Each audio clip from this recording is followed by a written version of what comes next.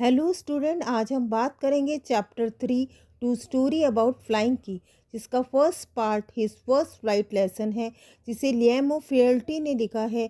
ये young seagull की कहानी है उसके करेज की, किस तरह से उसने उड़ना सीखा, किस तरह उसकी फैमिली ने उसे उड़ने में सपोर्ट किया। So let's start. Young seagull ledge पर अकेला था। उसके 2 ब्रदर और सिस्टर ऑलरेडी उड़ चुके थे, पर वो उड़ने से डरता था। हालांकि वह थोड़ा चट्टान के किनारे उड़ने की कोशिश करता है, पर वह हिम्मत नहीं जुटा पाता।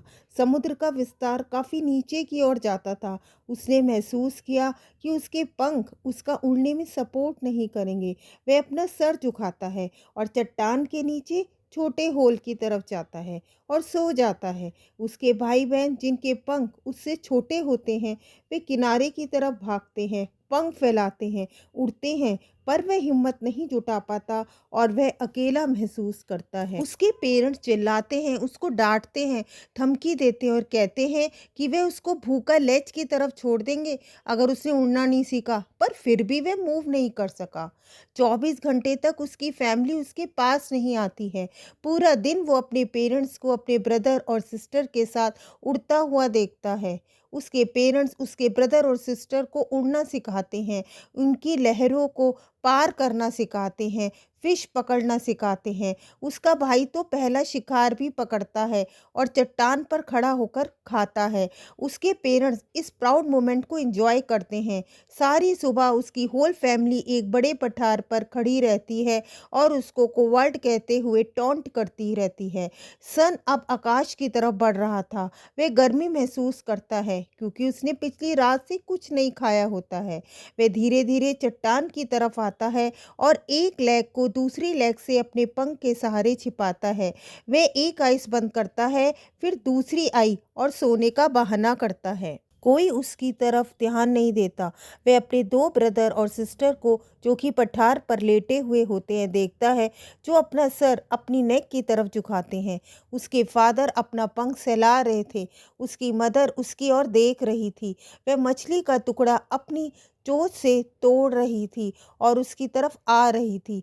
वह भी खाने के लिए तड़प रहा था और सोच रहा था कि कैसे वो खाने को फाड़ेगा और खाएगा। वह गा गा गा करके चिल्ला रहा था। उसकी माँ भी चीख के जवाब दे रही थी। वह चिल्लाता रहा। उसकी मदर ने फिश का टुकड़ा उठा लिया था और वह उसकी तरफ आ रही थी। वह अपने पैरों से चट्टानों को धकेल रहा था, उसके करीब आने की कोशिश कर रहा था।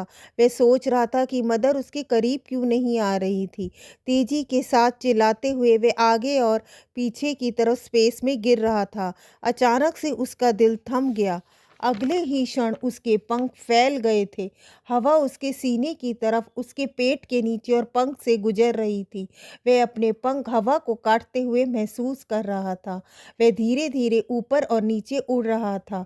अब वो डर नहीं रहा था, उसको थोड़ा अनकंफर्टेबल लग रहा था। वह तेजी से गा गा गा चिल्ला रहा था। उसकी मदर भी चिल्ला रही थी। उसके फादर भी उसके ऊपर उड़कर चिल्ला रहे थे। उसके भाई बहन उसके चारों तरफ घोड़े की तरह कूद रहे थे, एक पंख से ज़्यादा उड़ रहे थे।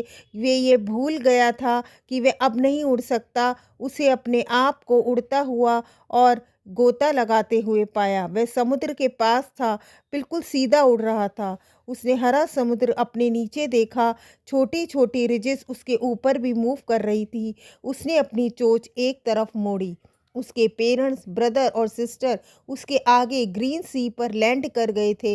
वह तेज तेज चिल्ला रहे थे। उसने अपने पैर ग्रीन सी पर खड़े किए। उसके पैर डूब गए थे।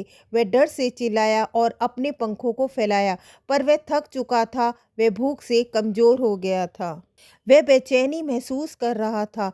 लगातार अभ्यास से अब वह तैर रहा था और उसके चारों तरफ उसकी फैमिली चिल्ला रही थी, उसकी प्रशंसा कर रही थी और वे अपनी चोंच से उसको फिश के टुकड़े ऑफर कर रहे थी।